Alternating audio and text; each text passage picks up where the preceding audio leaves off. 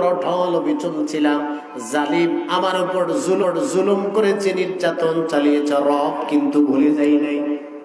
রে ফেরেশতারা শোনো, রবকে মানার কারণে রক্ত জড়াতে হয়েছে, রবকে মানার কারণে আমার শরীরের চামড়া দিতে হয়েছে, রব স্বীকার করার কারণে আমার সম্পদ বিলিয়ে দিতে হয়েছে, রবকে মানার কারণে ইসলামের মহব্বতে, দ্বীনের মহব্বতে, মাদ্রাসার মহব্বতে, কোরআনের মহব্বতে, মসজিদের মহব্বতে জায়গা জমি টাকা পয়সা সহায় সম্পত্তি আল্লাহর রাস্তায় দিয়েছি।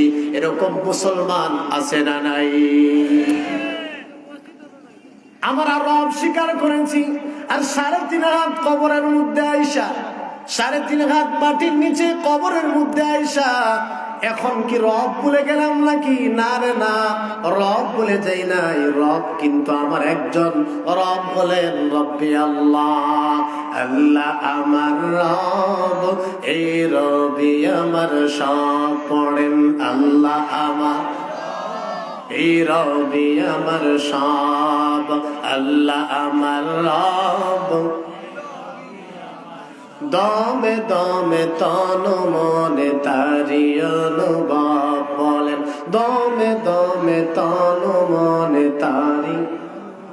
আল্লাহ আমার রব, আল্লাহ আমার রব, এই রবি আমার।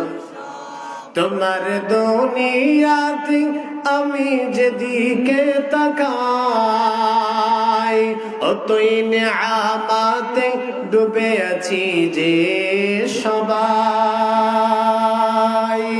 পাখ পাখালির গানে শুনে শুধু তাসবিহ কলরব, পশু পাখ পাখালির গানে শুনি তাসবিহ কলরব। আল্লাহ আমার রব, পড়েন আল্লাহ আমার রব, এই রবি আমার সব। ঠিক কিনা ভাইরাবার? বাংলা বলবে 3.5 হাত মাটির নিচে সে রব ভুলে যাই নাই। রব হলেন আমার আল্লাহ, রব হলেন রব্বি আল্লাহ। দিন হলো দ্বীনে আল ইসলাম। আমাদের ইসলামের নাম, ধর্মের নাম কি? জোরে বলেন। ধর্মের নাম হলো ইসলাম। রাদিতু বিল্লাহি রাব্বা ওয়া বিল ইসলামি দীনা। দিন, ধর্মের নাম কি? তো কেউ যদি বলে আমি মুসলিমও না, আমি হিন্দু না, আমি বাঙালি, মানবে? আমি মুসলিম নয়, হিন্দু নয়, আমি বাঙালি। কবরে যাওয়ার পরে আল্লাহ পাক যখন বলবেন, ফেরেশতারা যখন প্রশ্ন করবে ওয়ামান দীনুকা, তখন যদি এমন পিটার ছুটে আল্লাহ পাক একবারে চাম তুলে ফেলবেন। ঠিক কিনা? কবরে এমন অন্ধ বধির ফেরেশতাকে আল্লাহ পাক নিয়োজিত করবেন। ওই ফেরেশতা কানেও শুনবে না, কানে শুনবে না, বধির ফেরেশতা। বিশাল আকারের একটা মুগুর, লোহার মুগুর আল্লাহ পাক তার হাতে দিবেন। এই যারা উলট পালট জবাব দিবে, জম্মের মতো দিয়া পাছা ফাটাই ফেলবে। যখন প্রশ্ন করা হবে, জবাব যখন দিতে পারবে না, উলট পালট বলবে, লাউ দুরিবা বিহা জাবালুন নাসারা তুরাবা। এই ফেরেশতা যদি মুগুর দিয়া, লোহার মুগুর দিয়া পাহাড়ে একটা মারে, ওই পাহাড়টা তুলার ন্যায় ধুনা ধুনা হয়ে যাবে। নাউজুবিল্লাহ পড়ে। এই পাহাড় ছোট না বড়? অনেক বিশাল। আপনি আমি ছোট না বড়? পিঁপড়ার ন্যায়। আমাদের পাশা কি পাহাড়ের ন্যায়? তো পাহাড়ে মারলে যদি তোলার ন্যায় ধুনা ধুনা হয়ে যায়, ওইটা দিয়ে যদি পাশায় খেসে, তাহলে বরদাস্ত করতে পারবেন না। ভাইরা আবার প্রশ্ন করা হয়, রব্বি আল্লাহ, এটা তাদের জন্য যারা রবের ট্রেনিং নিবে দুনিয়ায়। ইসাব্বিতুল্লাহুল্লাযীনা আমানু বিল কওলি সাবিত। যারা বলে রবকে আল্লাহ বলতে পারো, আল্লাহ যিনি, আবার ঈশ্বর তিনি, ভগবান তিনি, যে সব এক। এক শ্রেণীর মুনাফিক মার্কা মুসলমান আছে না? কয় আল্লাহ যিনি ভগবান তিনি আবার ঈশ্বর, এই সবই একই।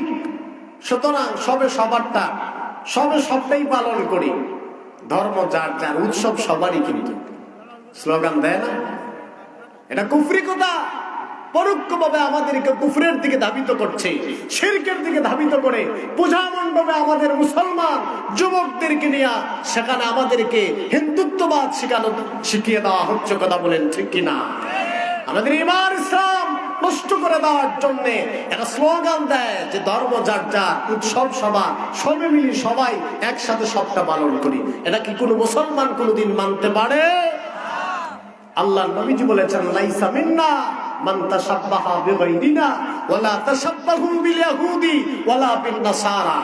ইহুদি এবং নাসারা আহলে কিতাব, এদেরকে আল্লাহ পাক কিতাব দিয়েছেন। এরা বনি ইসরাইলের, এরা নবীদের উত্তরসূরি। আল্লাহ পাক বনি ইসরাইলের মধ্যে ইহুদি এবং খ্রিস্টান যারা, আল্লাহ পাক 90,000 নবী তাদের মধ্যে নাজিল করেছেন, পাঠিয়েছেন। সুবহানাল্লাহ। এদেরকে আল্লাহ পাক তাওরাত এবং জাবুর, তাওরাত এবং ইনজিল কিতাব দিয়েছেন। এরা কিতাবের অধিকারী, এদের কাছে নবীরা এসেছেন, এরা আহলে কিতাব। এরপরেও আল্লাহ নবীজি বলেন, যারা ইহুদি খ্রিস্টানদের সাথে সাদৃশ্য পোষণ করবে তারা আমার দলভুক্ত নয়, তাদেরকে আমি উম্মত বলে স্বীকার করব না। নাউজুবিল্লাহ পড়বেন না? এবার আমাদের সাদৃশ্য ইহুদি খ্রিস্টানদের সাথে তো আছেই, এবার হিন্দুদের সাথে, হিন্দু ভাইয়েরা তারা তাদের ধর্ম পালন করবে নিরাপদে। বাংলাদেশের জমিনে তারা নাগরিক সুবিধা ভোগ করে প্রশাসনিকভাবে, প্রশাসনিক নিরাপত্তায় তারা তাদের ধর্ম পালন করবে, আমাদের কোনো যায় আসে না। কথা বলেন ঠিক কিনা? কিন্তু আমরা কেন তাদেরটায় যায়া অংশগ্রহণ করব? তারা কি আমাদের ঈদের নামাজে জামাতে আসে? রমজান মাসে রোজা রাখে? দুইটা ঈদের কোন ঈদে তারা শপিং করে? তাহলে আমাদের কি বোঝানো হচ্ছে? আমাদের মুসলমানদেরকে কি শেখানো হচ্ছে? আমরা পূজা মণ্ডপে যাই, তাদের সাথে আনন্দ উল্লাস করি, প্রসাদ খাই। হায় হায় মুসলমান, মুসলমান কি হচ্ছে মুসলমানদের সব? আজকে মুসলমানদের দিকে তাকালে বড় আফসোস লাগে। মুসলমানদের বাচ্চার পা থেকে মাথা পর্যন্ত সুন্নাত নাই, চুলটা কাটে, তাতেও বিধর্মীদের, বিজাতীয়দের সংস্কৃতি আছে না?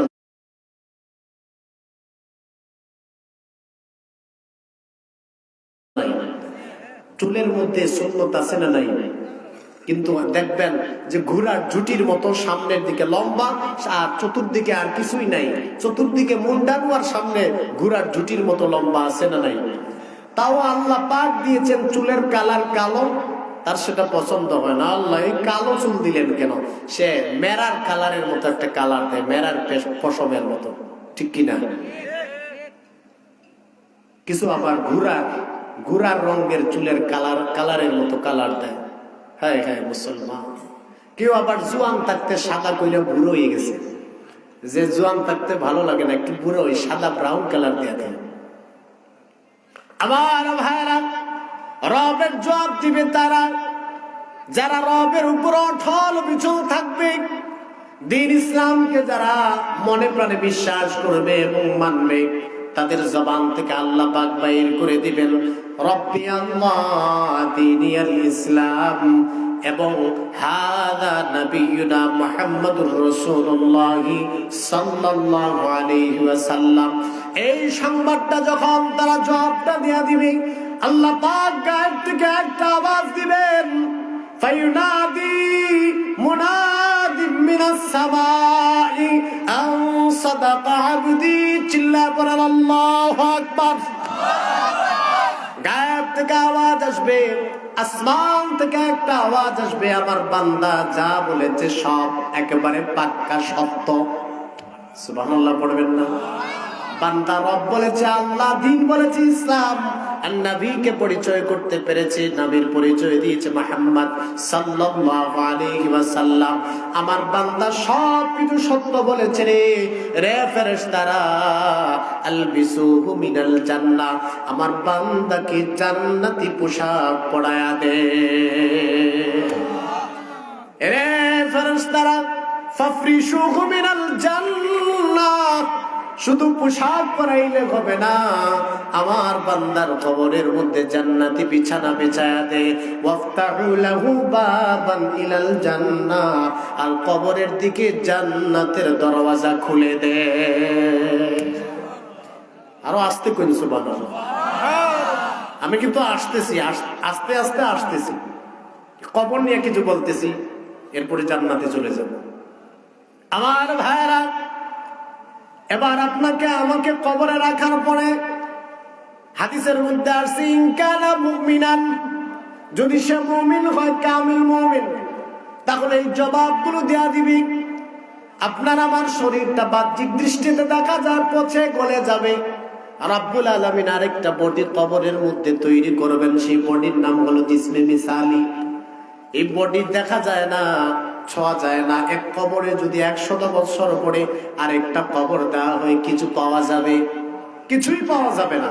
কিন্তু সেটাও আমাদের দৃষ্টির অগোচরে আরেকটা বডি আছে। এক্সাম্পল স্বরূপ, মুহাক্কিকিনগণ এক্সাম্পল স্বরূপ আমাদেরকে বোঝানোর জন্য বলেছেন, আমি রাত্রিবেলা যখন ঘুমাই, ঘুমানোর পরে অনেকে স্বপ্নে দেখে ঘুমিয়েছে আপনার এই রাধাপুর জামারগাঁও এলাকা, কিন্তু স্বপ্নে দেখে সে কক্সবাজারে যায়, সেখানে চিংড়ি মাছ খাইতেছে। সাগরের পাশে বাতাস উপভোগ করতেছে, আর ইচ্ছা মতো আনন্দ উল্লাসে মেতে উঠতেছে।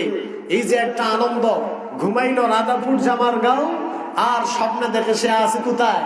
কক্সবাজারে ঘুরতেছে। এই যে আরেকটা বডি, দুইটা বডি হয়ে গেল, একটা এখানে আরেকটা স্বপ্ন যুগে। এই স্বপ্ন যুগের যে বডিটা, সেটা হচ্ছে জিসমে মিসালি, আরেকটা অলৌকিক বডি। আল্লাহ পাক সেই বডি বানানোর সক্ষমতা আছে না নাই? এক্সাম্পল দিলাম। আরেকটা, কেউ স্বপ্নে দেখে রাত্রিবেলা ঘুমাইতেছে, ঘুমানোর পরে সে চলে গেছে একটা জঙ্গলে। এই জঙ্গলে যাওয়ার পরে তাকে একটা ভাল্লুক অথবা বাঘ ধাওয়া করছে। ধাওয়া করার পরে সে দৌড়তেছে বাঘের আক্রমণ থেকে বাঁচার জন্য। বাঘটাকে ধরে ফেলবে, জঙ্গল মেরে ফেলবে, কিন্তু সে খুবই ঝুরে তাড়াহুড়া করে দৌড়তেছে। দৌড়ার পরে এমন অবস্থা হয়েছে, দেখা যায় যে দৌড়েছে এক জায়গায় জঙ্গলে, আর ঘুম থেকে উঠে, ঘুম যখন ভাঙলো, তখন থেকে সমস্ত শরীরে পসিনা শুরু হয়ে গেছে। আসলে সে ঘুমাইয়া কি দৌড়েছে? না, সে তো ঘুমন্ত, কিন্তু সারা শরীরে দুঃস্বপ্ন দেখে দেখা যায় গরমে উঠে সমস্ত শরীরটা তার ঘামে ঘরমাক্ত হয়ে গেছে। মাঝে মধ্যে এমন দুঃস্বপ্ন আপনারা দেখেন কিনা? এই যে বডিটা দৌড়লো আপনার বাঘের চঙ্গল থেকে বাঁচার জন্য, সেই বডিটা হচ্ছে অলৌকিক আরেকটা রূপক বডি। সেই বডিকে বলা হয় জিসমে মিসাল। ওই বডি দেখা যায় না, ধরা যায় না, ছোঁয়া যায় না।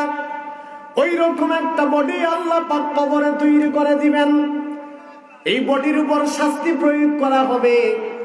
এই বডির উপর আবার জান্নাতের নাজ নেয়ামত ভোগ করার জন্য আল্লাহ পাক অনুভূতি শক্তি দান করবেন। এই বডিকে আল্লাহ পাক জান্নাতি পোশাক পরায়া, জান্নাতি বিছানা বিছায়া, জান্নাতের দরজা তার কবরের দিকে খুলে দিয়া, এবার ফেরেশতারা বলবে, রে আল্লাহর বান্দা, নাম কানামাতিল আরুস, এমন ভাবে ঘুমা যেমন ভাবে বাসর রজনীতে দুলহা ঘুমায়। বাসর রজনীতে নতুন বর যেমনি ভাবে ঘুমায়, কেউ তারে ডিস্টার্ব করে না। কথা কোন ঠিক কিনা? আলাদা একটা বাসর ঘর, যেখানে নববধূ আর কনে থাকে, ওই ঘরটা খুবই সেপারেট। এর আশপাশে কেউ যদি দুষ্টামি করে, তাহলে গার্জেন যারা আছে তারা তাড়ায় দেয়, ওইদিকে যাইস না। কথা বলেন ঠিক কিনা?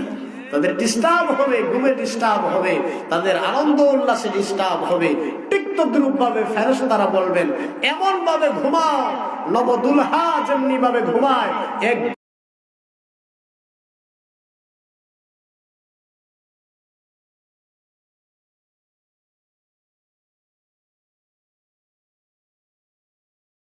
ঘুমে তোমার কিয়ামত হয়ে যাবে। ভাইরা আমার,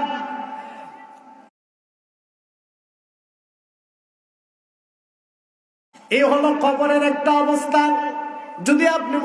যদি আপনি মুমিন